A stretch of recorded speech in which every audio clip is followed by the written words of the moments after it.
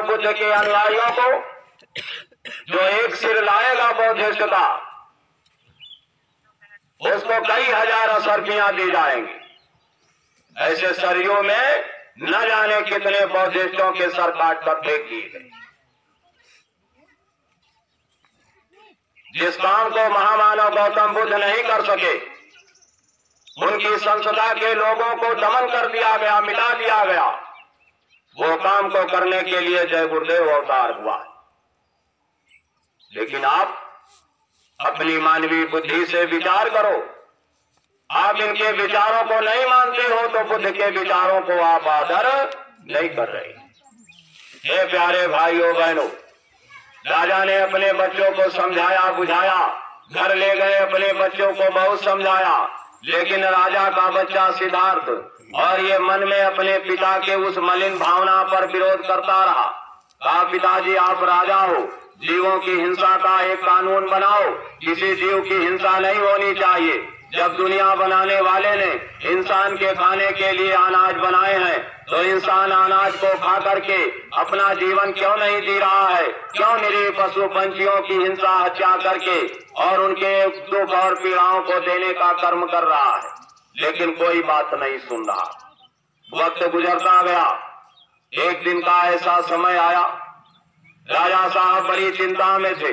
एक पुरोहित पंडित ज्ञानी को बुलाया, कहा, ये बताओ, ये हमारा बेटा ये आगे साधु बन जाएगा क्या?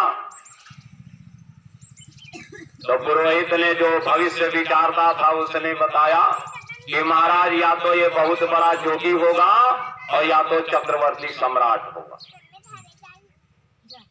जल्दी से दिमाग लगाया राजा ने। कहा, बड़ी सुंदर नारी, उस समय की यशोधरा विश्व सुंदरी थी और सुंदर नारी यशोधरा से और सिद्धार्थ का विवाह रचा दिया। बहुत कम उम्र में, 18 वर्ष नहीं हो पाई थी उम्र कि तब तक पिता ने इनको विवाह के बंधन में बांध दिया ताकि इसके अंदर का साधु वाला काम खत्म हो जाए। साधु ना बन पाए तो राजा बनेगा, औरत आ जाएगी, उसी के प्रेम में उलझ जाएगा तो राजगद्दी का जरूरत पड़ जाएगी। बच्चे होंगे तो पैसा की जरूरत होगी, राज की जरूरत होगी, तो सदवई छोड़ दे, साधुपन का काम नहीं करे। तब तक में क्या हुआ, जब इनका शादी हो गया तो पिता का विचार इनके समझ में आ नहीं रहा था, उनकी नीति नहीं समझ में आ रही थी, तो राज दरबार नहीं जाया करते, बाहर रहते। तो एक दिन पिता ने और अपनी बहू से कहा, इसी घर के अंदर ये घुसा रहता है महल में, अरे दरबार क्यों नहीं जाता है?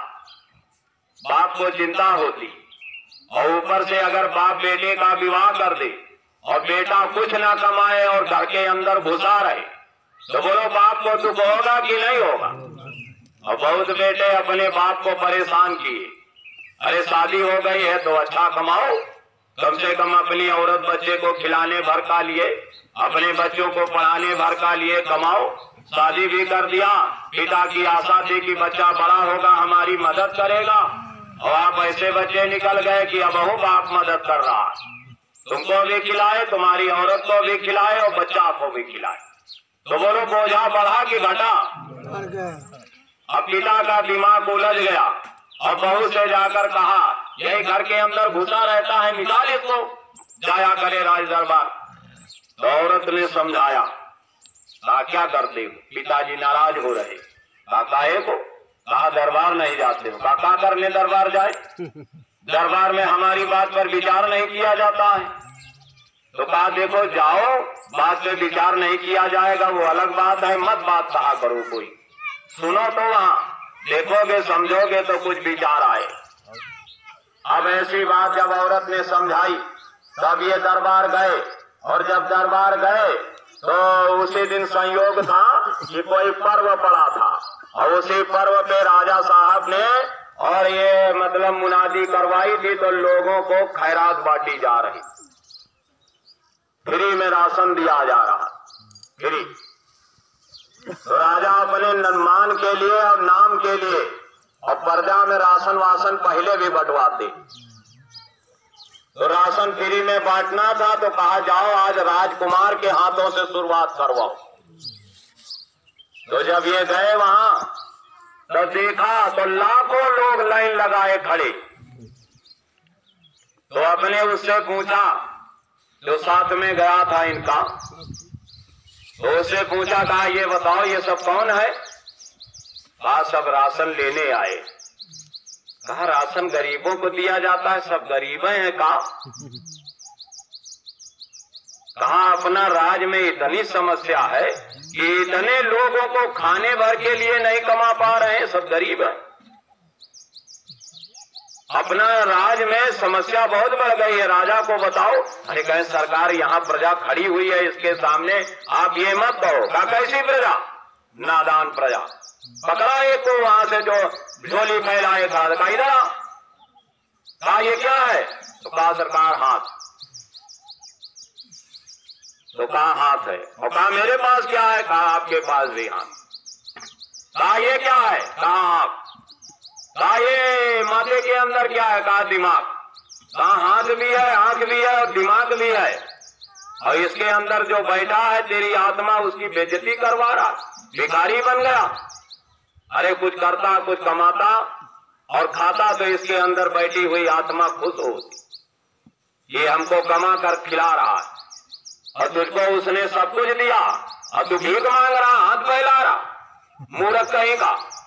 तो कर्मचारी बगल में खड़ा था, कहा राजा साहब? बोले हाँ। अरे कहा राजा साहब नहीं हूं मैं कोई राजा नहीं। बताइए जिसकी प्रजा भूखों मर रही हो वो कोई राजा है? बहुत जोर से डांटा। तो समझाया तो उसी में 2, 4, 10 लोग सामने खड़े थे, बात समझ में आ। कहा सरकार हमको राशन नहीं चाहिए। कहा शाबाश, तुम हमारी तरह वीर बनना, मांग कर खाना ये मानव धर्म के खिलाफ है। अरे जानवर भी अपना पेट भरने के लिए खा लेता है, जुटा लेता है, व्यवस्था कर लेता है।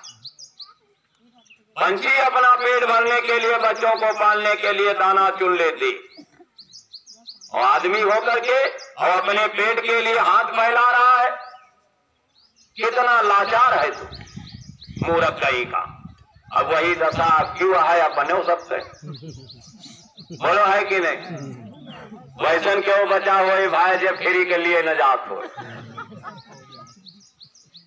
रहा है कि नहीं हो रहा? फेरी यानी हम लोग अपना पेट के लिए कमाए नहीं कमा पा रहे। संसार के दूसरे देशों में जब बताया जाता होगा कि 80% भारत की जनता को और मुफ्त में राशन दिया जा रहा है, सरकार दे रही है, तो दूसरे देश वाले का सोचे तो ये भारत के लोग इतने बौरावा हैं, ये अपने पेट के बड़े कमाए।